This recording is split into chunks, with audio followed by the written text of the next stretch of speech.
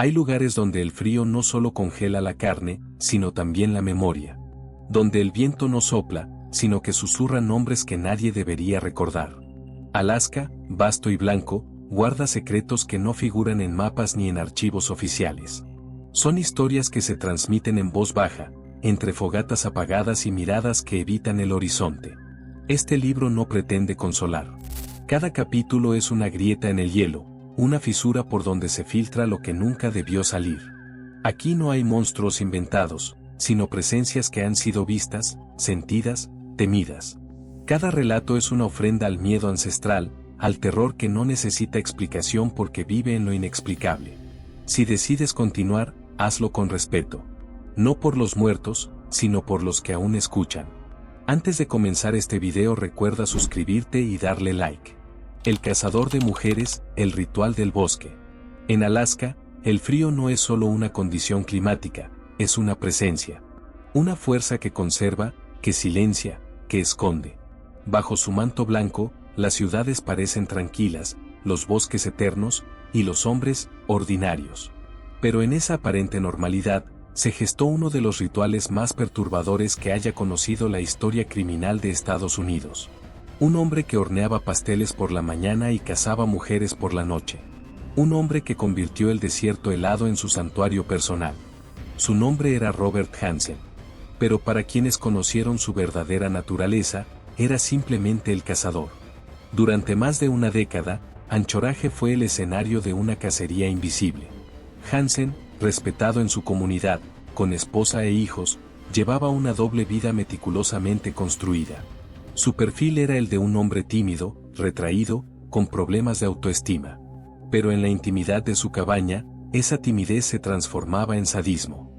Elegía a sus víctimas entre mujeres jóvenes, muchas de ellas trabajadoras sexuales o bailarinas exóticas, a quienes secuestraba con engaños, amenazas o violencia directa. Las llevaba a su refugio en el bosque, donde comenzaba el ritual. Allí, en medio de la nada, las ataba, las torturaba, y cuando ya no quedaba resistencia, las subía a su avioneta privada. Volaba con ellas hacia zonas remotas, sin caminos, sin testigos, sin retorno. Las soltaba en el bosque, les daba una mínima oportunidad de correr, y las cazaba. Con rifle en mano, como si fueran animales. Como si el acto de matar no fuera suficiente, necesitaba el juego, la persecución, la ilusión de control absoluto. Cada disparo era una afirmación de poder. Cada cuerpo enterrado, una ofrenda al vacío. Pero el ritual no era improvisado. En su casa, escondido entre objetos cotidianos, guardaba un mapa. Un mapa marcado con pequeñas cruces, cada una señalando un lugar en el bosque. Lugares donde había enterrado cuerpos. Lugares que solo él conocía. Lugares que, incluso hoy, siguen siendo territorio prohibido. La historia cambió cuando una joven de 17 años, Cindy Paulsen, logró escapar. Hansen la había encadenado, pero ella esperó el momento justo, observó sus movimientos, y cuando él se distrajo, corrió. Descalza, ensangrentada, logró llegar a la carretera. Un camionero la recogió. La policía dudó. ¿Un panadero amable, un padre de familia, un asesino ritual? Pero Cindy insistió. Y poco a poco, las piezas comenzaron a encajar. La investigación reveló una mente meticulosa, obsesiva, profundamente perturbada. Hansen no solo mataba, documentaba, coleccionaba, repetía. Se estima que asesinó al menos a 17 mujeres, aunque algunos creen que fueron muchas más.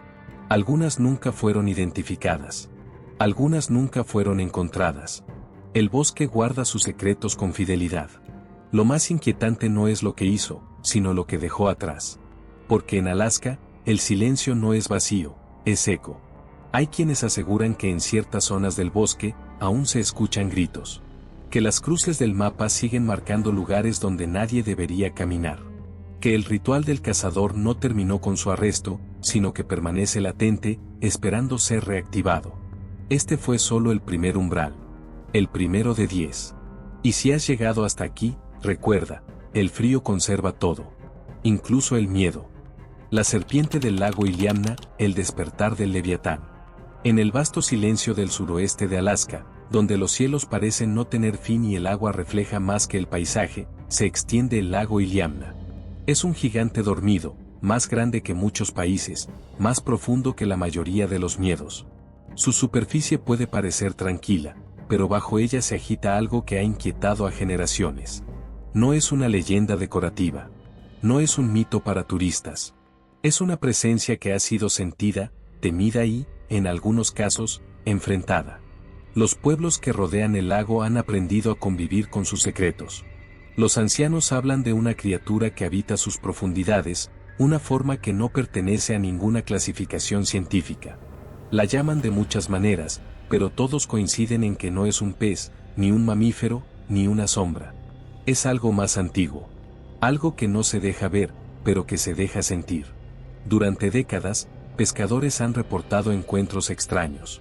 Redes arrancadas con violencia, motores que fallan sin explicación, embarcaciones que parecen ser empujadas desde abajo. Algunos han visto una silueta alargada, escamosa, moviéndose con lentitud bajo el hielo. Otros han oído sonidos que no pertenecen a ninguna criatura conocida, un canto grave, como si el lago respirara. Y hay quienes han desaparecido. Kayakistas, buzos, exploradores. Gente que se aventuró demasiado lejos, demasiado profundo. Uno de los relatos más inquietantes proviene de un guía local, un hombre que conocía el lago como la palma de su mano. Aceptó llevar a un investigador a una zona poco explorada, donde las aguas son más oscuras y el fondo nunca ha sido cartografiado. El día comenzó con normalidad. El clima era estable, el equipo funcionaba, y el silencio del lago parecía protector. Pero al caer la tarde, algo cambió. El sonar comenzó a mostrar interferencias. Una sombra apareció en la pantalla, una forma que no se movía como un pez, ni como una corriente. Era demasiado grande, demasiado lenta. El guía intentó ignorarlo, pero el investigador insistió en acercarse. Lanzaron una boya con sensores. El agua respondió. No con olas, sino con una vibración profunda, como si algo se hubiera despertado. La embarcación tembló. No por el viento, sino por una fuerza que venía de abajo. El guía gritó que se alejaran, pero el investigador estaba hipnotizado. Miraba el agua como si esperara que algo emergiera. Y algo lo hizo. Por un instante, la superficie se abrió. No completamente, no como en las películas. Fue un destello. Una forma oscura, con escamas que brillaban como metal viejo. No tenía ojos visibles, pero ambos sintieron que los observaba. El guía arrancó el motor. El investigador cayó al agua. El lago lo tragó. No hubo lucha. No hubo gritos. Solo el sonido del agua cerrándose. El guía regresó solo, temblando, con la mirada perdida. Dijo que el lago había respondido. Que no era un animal. Que era algo más antiguo que el hielo. Algo que no se alimentaba de carne, sino de presencia. Días después, encontraron la boya en la orilla opuesta. Los sensores estaban destruidos. La grabación era un caos de sonidos, vibraciones, ecos, un canto grave que parecía humano pero no lo era. El cuerpo del investigador nunca apareció. Solo su cuaderno, mojado, con una frase escrita a mano, no es un mito. Es un guardián. Desde entonces, los avistamientos aumentaron. Pilotos reportaron sombras moviéndose bajo el hielo. Científicos intentaron estudiar el fenómeno, pero sus equipos fallaban. Las lecturas eran contradictorias. Algunos hablaban de una criatura biológica. Otros, de una entidad. Pero nadie podía explicarlo. Porque el lago Iliamna no se deja explicar. Solo se deja temer. Hay quienes creen que la criatura es un vestigio de otra era. Un ser que sobrevivió al tiempo, al hielo, al olvido. Otros piensan que es una manifestación del propio lago. Una forma que adopta lo que necesita para proteger su territorio. Pero todos coinciden en algo, no debe ser molestado. Los pueblos cercanos han aprendido a respetarlo. No pescan en ciertas zonas. No navegan de noche. No hablan del lago en voz alta. Porque saben que el silencio es parte del pacto. Que el lago escucha. Que el lago recuerda. Este fue el segundo umbral. Y si el primero te mostró lo que un hombre puede hacer, este te revela lo que la tierra misma puede ocultar. Porque en Alaska, el agua no solo refleja, también devora, también protege, también castiga. Y cuando se rompe el silencio, algo despierta. Algo que no tiene nombre. Solo tiene hambre. El eco de Port Protection Inteligencia Animal. En Port Protection, el tiempo parece detenido. No por falta de movimiento, sino por una quietud que se siente más allá del cuerpo. Es un lugar donde el viento no sopla, murmura. Donde los árboles no crecen, vigilan. Y donde los animales no huyen, esperan. En ese rincón olvidado de Alaska, donde la civilización apenas roza la tierra, ocurrió una secuencia de hechos que aún hoy se niegan a ser explicados. Porque no se trata de lo que se vio, sino de lo que imitó ser visto. Todo comenzó con los lobos. No eran nuevos en la zona. Siempre habían estado allí, como parte del paisaje, como guardianes del límite entre lo humano y lo salvaje. Pero algo cambió. No en su forma, sino en su intención. Comenzaron a acercarse a las casas, no con hambre, sino con curiosidad. Se quedaban horas frente a las ventanas, sin moverse, sin gruñir, sin mostrar los dientes. Solo observaban. Como si estudiaran. Como si esperaran. Eli, un hombre solitario que vivía en una cabaña al borde del bosque, fue el primero en notar que algo no estaba bien. Una noche, mientras leía junto a la estufa, escuchó su nombre. No desde dentro, sino desde afuera. Era su voz. Exacta. Con la misma entonación, el mismo ritmo. Pero él no había hablado. Se levantó, abrió la puerta, y allí estaba, un lobo, parado frente a él, con la cabeza ladeada, los ojos fijos, el cuerpo inmóvil. No hizo nada. No se movió. Solo lo miró. Eli cerró la puerta. No volvió a dormir. Al día siguiente, no respondió a los llamados por radio. Su cabaña estaba intacta. La puerta cerrada. La chimenea aún caliente. Pero él no estaba. No había huellas humanas en la nieve. Solo marcas de patas, rodeando la casa en círculos perfectos. Como un ritual. Como una danza. La comunidad se inquietó. Algunos pensaron que Eli se había ido. Otros, que había sido atacado. Pero los más antiguos recordaron historias que no se contaban desde hacía décadas. Relatos de lobos que no eran lobos. De criaturas que usaban formas conocidas para acercarse. Para aprender. Para imitar. Marle, una mujer que había vivido allí toda su vida, compartió un recuerdo que había enterrado por años. De niña, vio a un lobo caminar sobre dos patas. No por mucho tiempo. Solo unos segundos. Pero lo suficiente para saber que lo que la miraba no era un animal. Era otra cosa. Algo que usaba la forma del lobo como disfraz. Como vehículo. Como máscara. Las semanas siguientes fueron extrañas. Los perros domésticos se negaban a salir. Algunos habitantes reportaron escuchar sus propios nombres en medio de la noche, pronunciados desde el bosque. Otros vieron figuras que se movían como lobos, pero que no dejaban huellas. Y hubo una noche en particular, en la que todos los generadores fallaron al mismo tiempo. La oscuridad fue total. Y en esa oscuridad, se oyeron pasos. No de animales. De algo más pesado. Más deliberado. Travis, un joven curioso y escéptico, decidió instalar cámaras alrededor de su propiedad. Quería pruebas. Quería entender. Durante días, no captó nada. Pero una madrugada, la cámara del porche registró algo. Una figura cuadrúpeda se acercó lentamente. Se detuvo frente a la puerta. Y entonces, sin transición, se levantó. Se quedó de pie. Miró directamente al lente. Y habló. No con palabras. Con un sonido que imitaba la voz de Travis. Una sola frase, déjame entrar. Travis abandonó Port Protection esa misma semana. No se llevó nada. No explicó nada. Solo se fue. Desde entonces, nadie ha vuelto a instalar cámaras. Nadie habla de los lobos. Se les deja estar. Se les respeta. Porque en ese rincón del mundo, donde la naturaleza aún domina, hay cosas que no deben ser desafiadas. Cosas que observan. Que aprenden. Que imitan. Y lo más inquietante no es que puedan copiar sonidos. Es que puedan copiar intenciones. Que puedan entender lo que significa una puerta. Una voz. Un nombre. Este fue el tercer umbral. Y si el primero reveló la oscuridad humana, y el segundo la del agua, este muestra la del bosque. Porque en Alaska, incluso los ecos pueden mentir. Y cuando la naturaleza empieza a hablar con tu voz, es porque ya te ha elegido. La Torre de los Silencios, Beach Towers.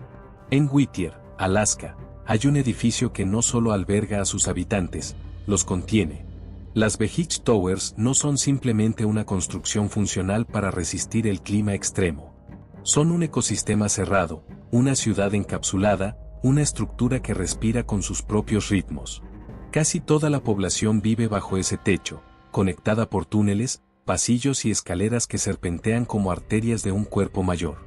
Desde afuera, parece una solución práctica. Desde adentro, es otra cosa.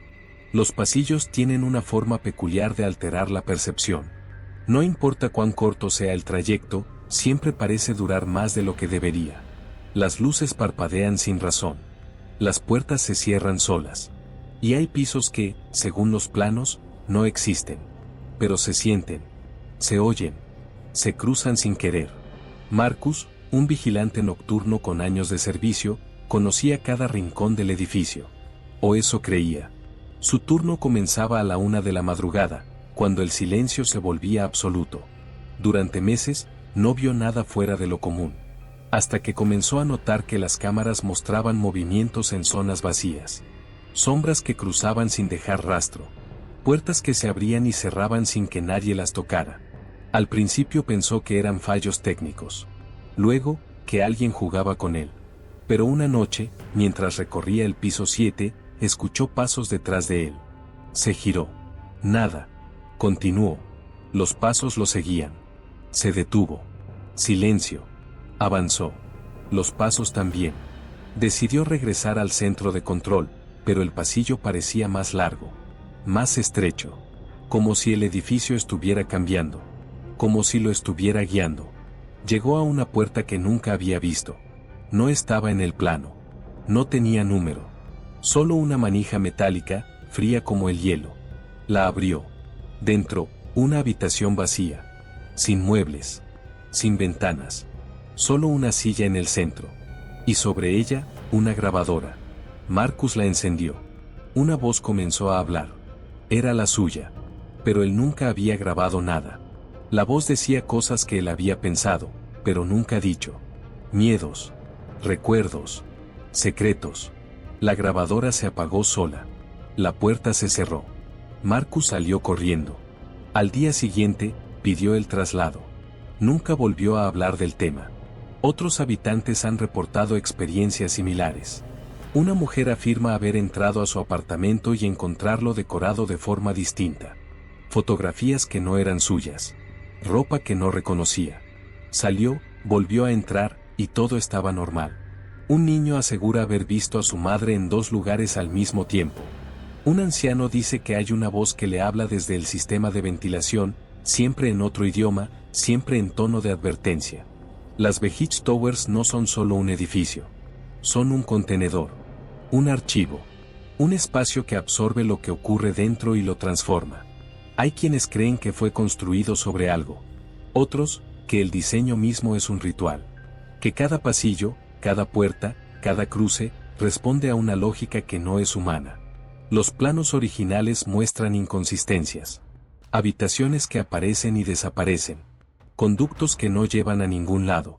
Y un sótano que, según los registros, fue sellado hace décadas. Pero algunos aseguran que aún se escucha actividad allí. Golpes. Voces. Risas. Una joven llamada Naomi, recién llegada al pueblo, decidió explorar el edificio. Le fascinaba su estructura, su historia, su aislamiento. Comenzó a recorrerlo cada noche, anotando detalles, trazando mapas. Una madrugada, encontró una escalera que descendía más allá del nivel permitido. Bajó. El aire era distinto. Más denso. Más antiguo. Llegó a una puerta metálica, oxidada, sin cerradura.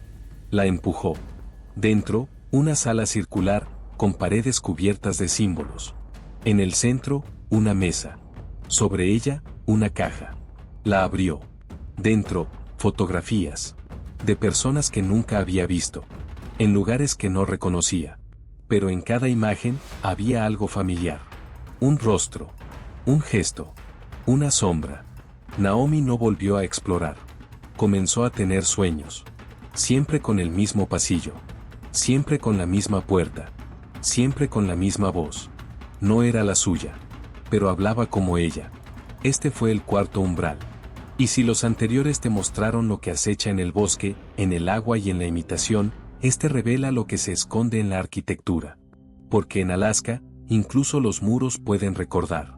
Y cuando un edificio empieza a hablar con tu voz, es porque ya te ha escuchado demasiado. El niño del hospital de Fairbanks, el ángel frío.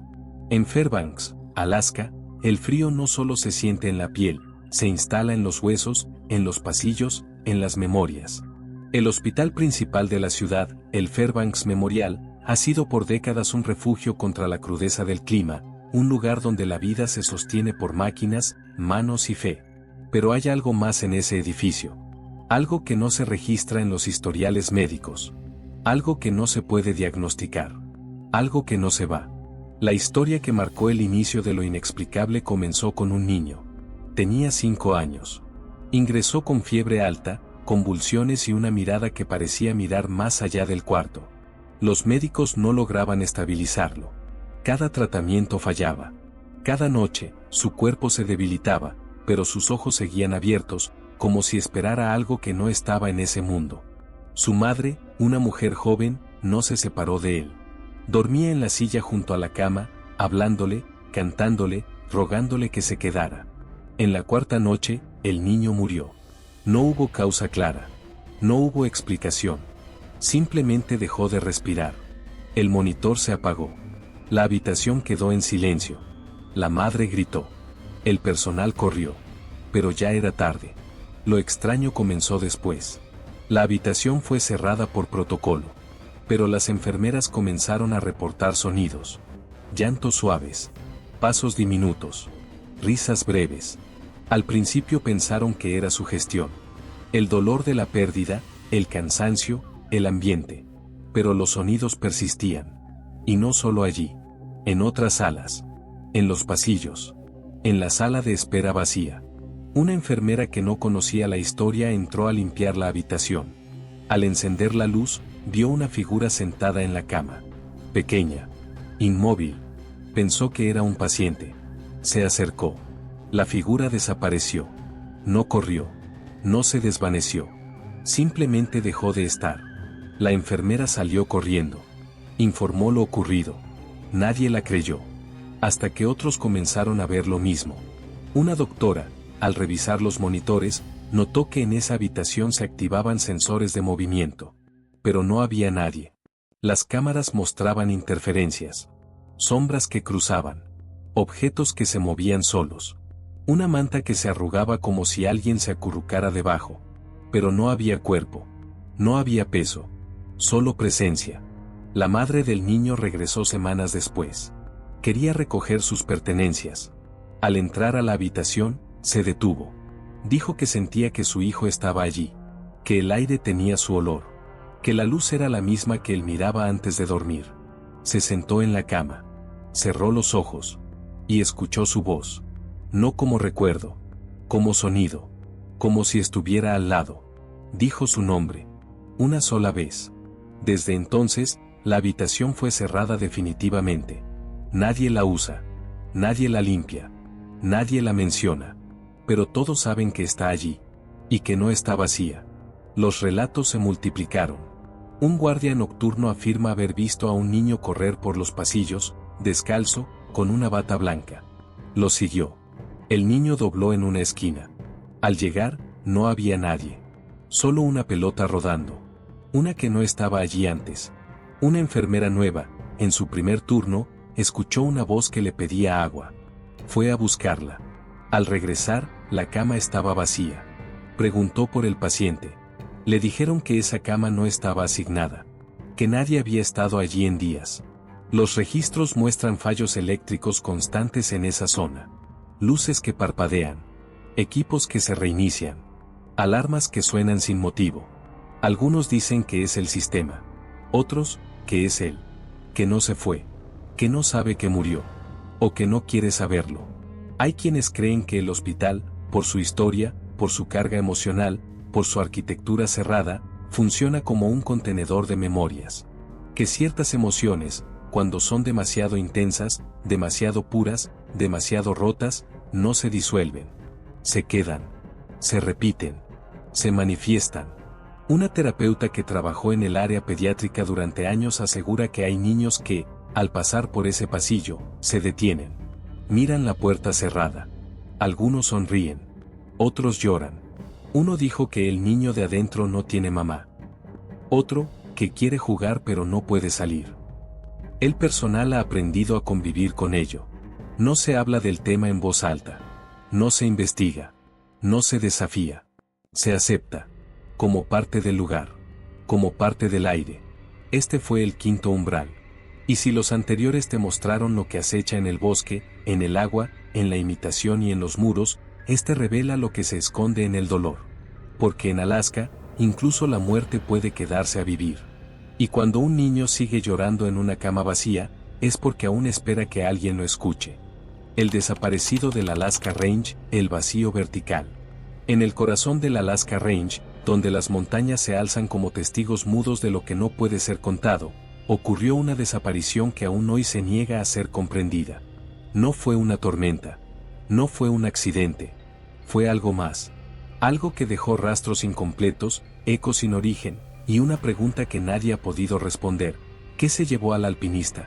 Daniel Kessler era un hombre meticuloso. No un aventurero impulsivo, sino un estudioso del terreno, un escalador con años de experiencia en las cumbres más hostiles del planeta. Había enfrentado el Himalaya, los Andes, el Karakorum. Pero su obsesión era Alaska. Decía que allí el silencio tenía peso, que las montañas no eran solo roca, sino entidades. Que cada cumbre tenía una voz, y que algunas hablaban cuando nadie las escuchaba. En el verano de 2016, Daniel decidió enfrentar una ruta poco transitada cerca del Monte Ayers, una zona conocida por sus condiciones extremas y por algo más, algo que los locales evitaban nombrar. Partió solo. Su equipo estaba en perfecto estado. Su itinerario, registrado. Su última comunicación fue breve, todo tranquilo. El clima está de mi lado. Y luego, nada. El equipo de rescate tardó 2 días en llegar. Encontraron su campamento intacto. La tienda cerrada. La comida sin tocar. El equipo ordenado. Pero no había huellas. No había señales de lucha. Solo una cámara, con la batería agotada, y una libreta. En ella, una frase escrita con trazo tembloroso: no está solo aquí. Las búsquedas se extendieron por semanas. Helicópteros, drones, rastreadores. Nada. El terreno era difícil, pero no imposible. Y sin embargo, Daniel parecía haberse desvanecido. Algunos pensaron que cayó en una grieta. Otros, que fue arrastrado por una avalancha. Pero no había rastros. No había evidencia. Solo una ausencia que pesaba más que cualquier cuerpo. Lo que inquietó a los rescatistas fue la atmósfera. El aire parecía más denso. El silencio, más profundo. Algunos dijeron que sentían que los observaban. Que el viento traía murmullos. Que las sombras se movían sin fuente. Un guía experimentado abandonó la expedición tras una noche en la que soñó con Daniel, parado en una cornisa, mirando hacia abajo, con los ojos completamente negros. 9 años después, un piloto sobrevolaba la zona en una misión rutinaria. En una ladera remota, vio algo que no encajaba, una figura humana, de pie, inmóvil. Intentó acercarse, pero la turbulencia lo obligó a alejarse. Al regresar con un equipo terrestre, no encontraron nada. Solo una marca en la nieve, como si alguien hubiera estado allí, observando. La historia de Daniel se convirtió en leyenda. Algunos creen que fue víctima del terreno. Otros, que encontró algo que no debía ver. Hay quienes hablan del Triángulo de Alaska, una zona donde las brújulas fallan, los aparatos se apagan, y las presencias se sienten sin ser vistas. Pero más allá de las teorías, hay algo que permanece, el vacío. Porque Daniel no dejó un cuerpo. No dejó una señal. Solo dejó una frase. Y esa frase, escrita con mano temblorosa, sigue resonando entre los escaladores que se acercan a esa zona. Algunos dicen que han sentido que los observan. Que han oído pasos detrás de ellos. Que han visto figuras en las cumbres, donde nadie debería estar. Un alpinista que intentó seguir la misma ruta que Daniel abandonó a mitad de camino. Dijo que el viento le hablaba, que escuchó su nombre, que vio su reflejo en el hielo, pero no era él. Hay quienes creen que ciertas montañas no aceptan visitantes, que algunas rutas no son para ser recorridas, sino para ser evitadas, que hay lugares donde el paisaje no es solo geografía, sino voluntad, y que cuando uno entra en esos espacios, algo despierta, algo que no necesita tocarte para llevarte, algo que te observa, te mide, te elige. Este fue el sexto umbral. Y si los anteriores te mostraron lo que acecha en el bosque, en el agua, en la imitación, en los muros y en el dolor, este revela lo que se esconde en la altura. Porque en Alaska, incluso el cielo puede tragarte. Y cuando una montaña te observa, es porque ya te ha decidido. La casa Jessie Lee, Juego de Sombras. En Sebard, Alaska, donde la bruma marina se mezcla con el silencio de las montañas, se alzan los restos del Jessie Lee Home for Children, un orfanato que alguna vez prometió esperanza, pero que hoy respira con una memoria inquietante. Lo que queda del edificio no es solo ruina, es testimonio. Las paredes agrietadas, las ventanas rotas y los pasillos vacíos parecen contener algo más que polvo y abandono. Parecen contener ecos. El orfanato abrió sus puertas en 1926, con la intención de dar refugio a niños huérfanos, muchos de ellos víctimas de epidemias, pobreza o abandono. Durante décadas, cientos de pequeños vivieron entre sus muros. Algunos encontraron consuelo. Otros, no.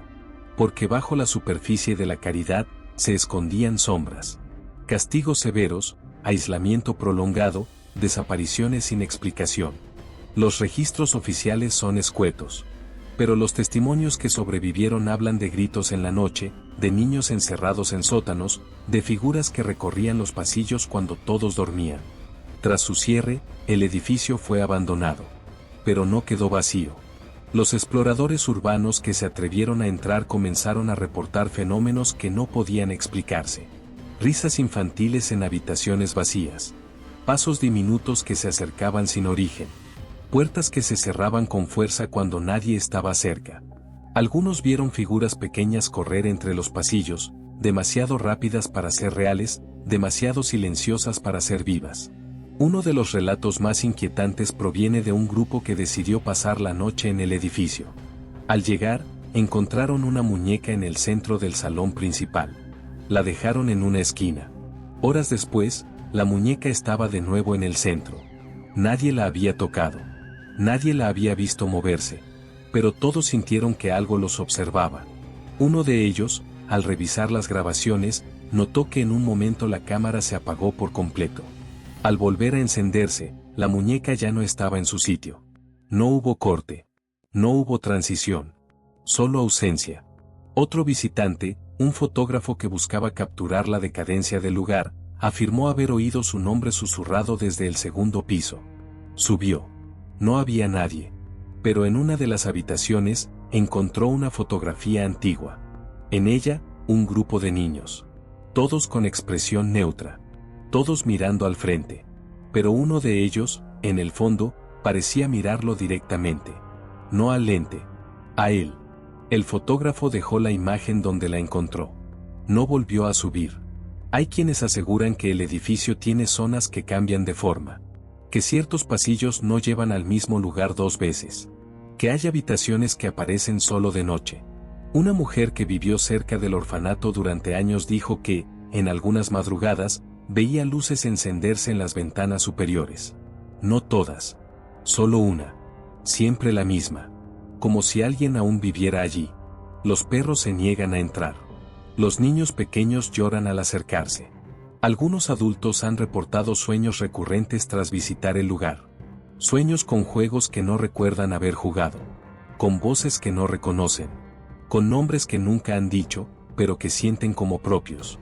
Una enfermera retirada, que trabajó en el orfanato en sus últimos años, confesó que había una habitación que todos evitaban. No por orden médica, sino por instinto. Dijo que los niños que dormían allí enfermaban sin razón. Que algunos hablaban solos. Que uno de ellos, antes de desaparecer, escribió en la pared con su propia sangre: "No estamos solos". El edificio fue parcialmente demolido, pero ciertas zonas permanecen. Y esas zonas parecen resistirse al olvido. como si fueran necesarias para mantener algo contenido, como si el lugar mismo fuera un ritual, un sello, un archivo. Este fue el séptimo umbral. Y si los anteriores te mostraron lo que acecha en el bosque, en el agua, en la imitación, en los muros, en el dolor y en la altura, este revela lo que se esconde en la infancia olvidada. Porque en Alaska, incluso los juegos pueden volverse rituales. Y cuando una muñeca cambia de lugar sin que nadie la toque, es porque alguien aún está jugando. La trampa del hielo u pesca maldita. En los lagos congelados del interior de Alaska, donde el hielo se extiende como una piel antigua que cubre secretos enterrados, hay historias que no figuran en los mapas ni en los manuales de supervivencia. Historias que comienzan con una caña de pescar y terminan con una ausencia que no puede explicarse. La pesca en hielo, para muchos, es una tradición, una forma de vida. Pero en ciertos lugares, en ciertas noches, se convierte en algo más. En un ritual. En una invocación. 3 amigos, Tomás, Julián y Andrés, decidieron pasar un fin de semana en un lago remoto, lejos de cualquier señal, de cualquier camino trazado. El hielo estaba firme, el clima estable, y la promesa de una pesca abundante los llenaba de entusiasmo. Habían acampado antes. Conocían el terreno. Confiaban en su experiencia. Pero esta vez, algo era distinto. Desde el momento en que llegaron, el aire parecía más denso. El silencio, más profundo. El hielo crujía sin romperse, como si respirara. Instalaron su tienda, perforaron el hielo, lanzaron las líneas. Al principio, todo fue normal. El sol se reflejaba en la superficie blanca, las risas llenaban el aire, y los peces mordían con regularidad. Pero al caer la noche, el lago cambió. El viento se detuvo. La temperatura bajó de golpe. Y el hielo comenzó a emitir sonidos. No los típicos estallidos de tensión. Eran vibraciones. Como si algo se moviera debajo. Como si algo despertara. Tomás fue el primero en notarlo. Se acercó al agujero de pesca y se quedó mirando. El agua estaba quieta, pero oscura. Demasiado oscura. Dijo que vio una sombra. Algo grande. Algo que no se movía como un pez. Los otros se burlaron. Le dijeron que era el cansancio, la luz, la sugestión. Pero Tomás no respondió. Se quedó mirando. Y luego, sin previo aviso, cayó. El agujero era estrecho. No debía permitir que un cuerpo pasara. Pero el hielo se abrió como si lo invitara. Los amigos corrieron, gritaron, intentaron alcanzarlo. No hubo tiempo. No hubo resistencia. Solo el sonido del agua cerrándose. Como si el lago lo hubiera tragado. Llamaron a emergencias. Esperaron. Pero la señal era débil. El frío aumentaba. Y el hielo seguía vibrando. Andrés dijo que escuchaba la voz de Tomás desde abajo. No como un grito. Como un susurro. Decía su nombre. Le pedía que lo siguiera. Que no estaba solo. Que había algo más. La noche fue interminable. No durmieron. No hablaron. Solo esperaron. Al amanecer, el hielo estaba intacto. Como si nada hubiera pasado. No había agujero. No había huellas. Solo la caña de Tomás, colocada cuidadosamente sobre la nieve. Como si alguien la hubiera dejado allí. Como si el lago quisiera devolver solo una parte. Los equipos de rescate llegaron. Buscaron durante días. No encontraron el cuerpo. No encontraron rastros. Solo anomalías en el sonar. Ecos que no correspondían a ninguna forma conocida. Movimientos que no eran corrientes. Y una temperatura anormal bajo el hielo. Como si algo respirara. Como si algo se moviera lentamente, sin intención de ser descubierto. Los 2 sobrevivientes no volvieron a pescar. No volvieron a hablar del tema. Andrés abandonó Alaska. El otro, Julián, comenzó a tener sueños. Siempre con el mismo lago. Siempre con el mismo agujero. Siempre con la misma voz. En uno de esos sueños, Tomás le decía que el hielo no es suelo, es piel. Que lo que vive debajo no duerme. Solo espera. Hay quienes creen que ciertos lagos no son solo cuerpos de agua. Que son umbrales. Que bajo el hielo hay algo más que oscuridad. Algo que escucha. Que espera. Que el acto de perforar no es solo para pescar, sino para invocar. Que cada línea lanzada es una invitación.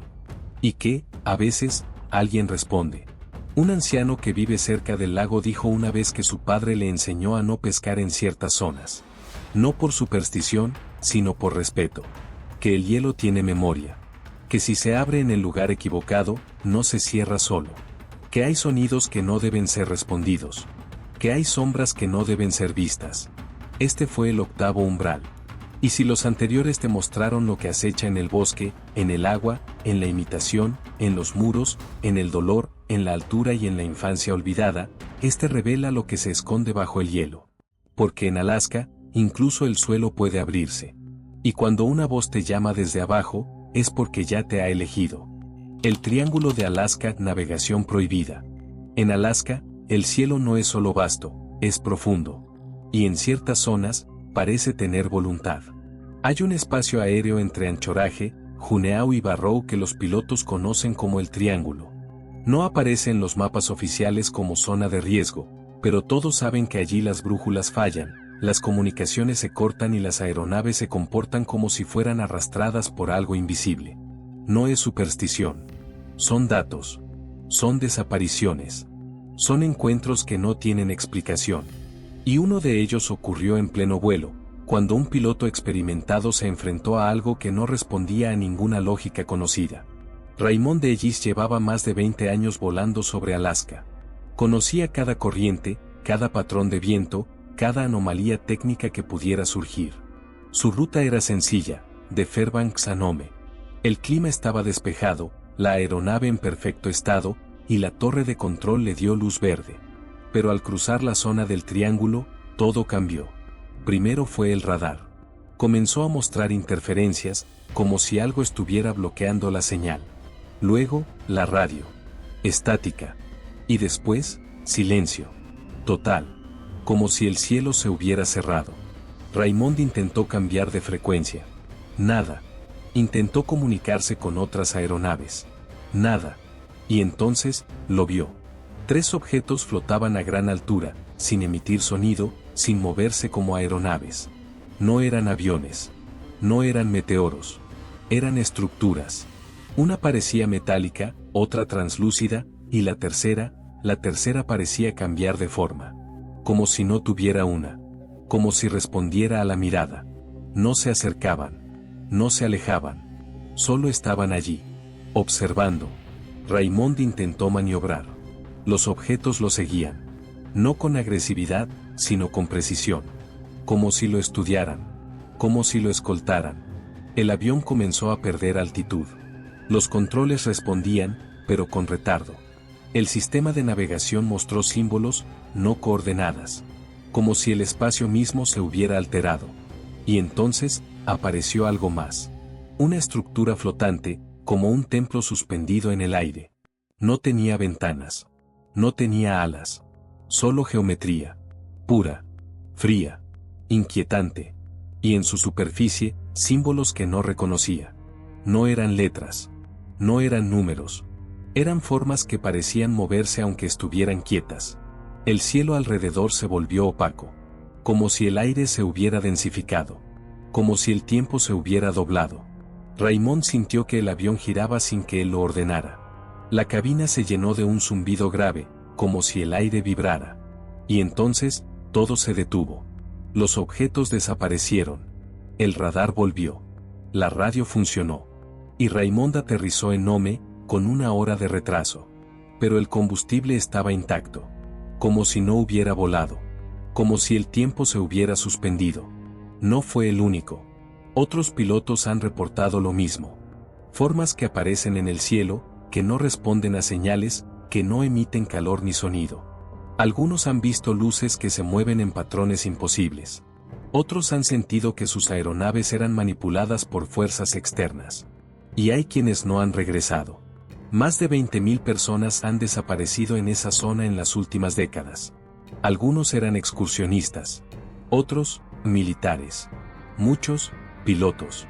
Las investigaciones oficiales hablan de condiciones extremas, errores humanos, fallos técnicos. Pero los testimonios dicen otra cosa. Dicen que hay algo en el cielo. Algo que observa. Que mide. Que elige. Un piloto militar relató un encuentro similar.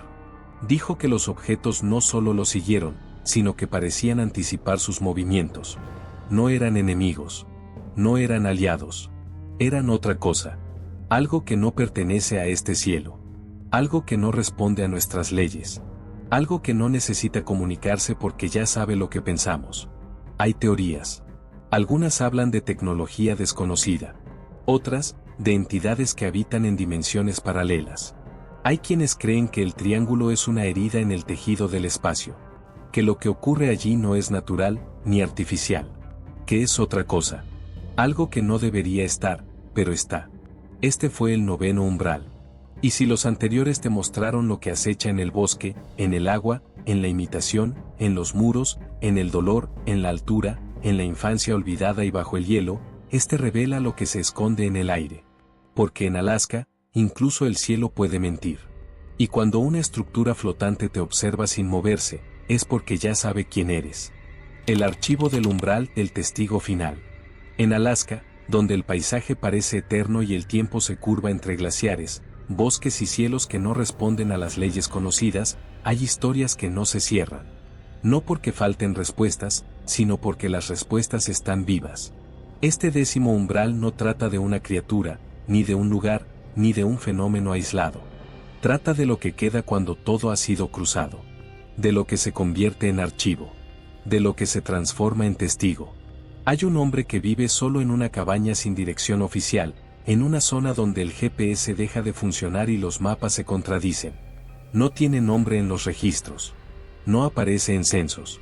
Pero los pocos que lo han visto lo llaman el testigo.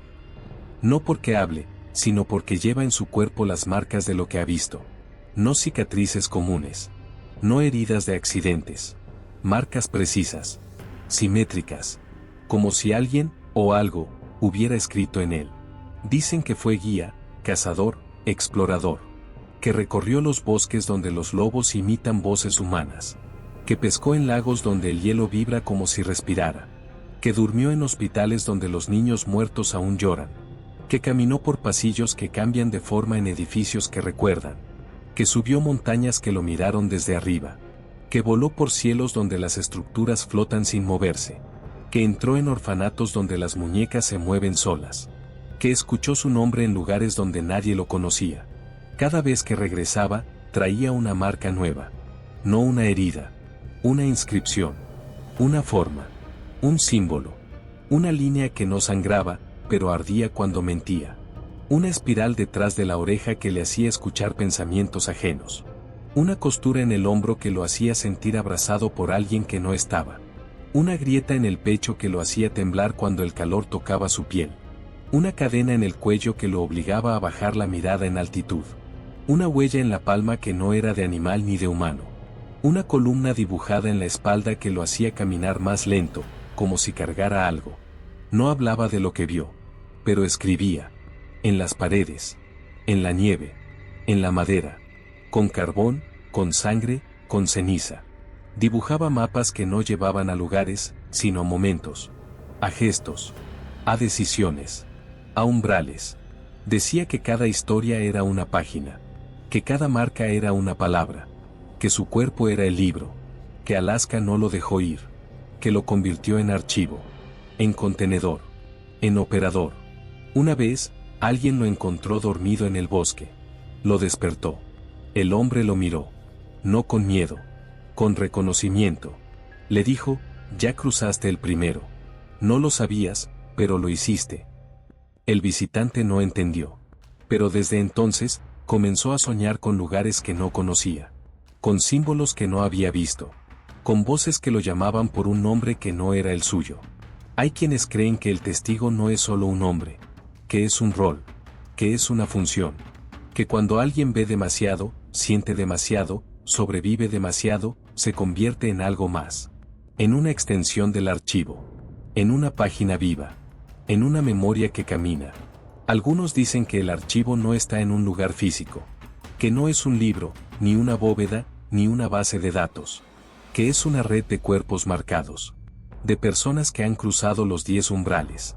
Que han sido tocadas por el bosque, por el agua, por el hielo, por el cielo, por el dolor, por la infancia, por la imitación, por la altura, por la arquitectura, por la ausencia. que llevan dentro lo que no puede ser dicho. Solo sentido. Este fue el 10º umbral. El último. El que no se cruza con los pies, sino con la memoria. Y si los anteriores te mostraron lo que acecha en el mundo exterior, este revela lo que se instala en el interior. Porque en Alaska, incluso tú puedes volverte historia. Y cuando las cicatrices comienzan a hablar, es porque ya eres parte del archivo. Has cruzado los 10 umbrales.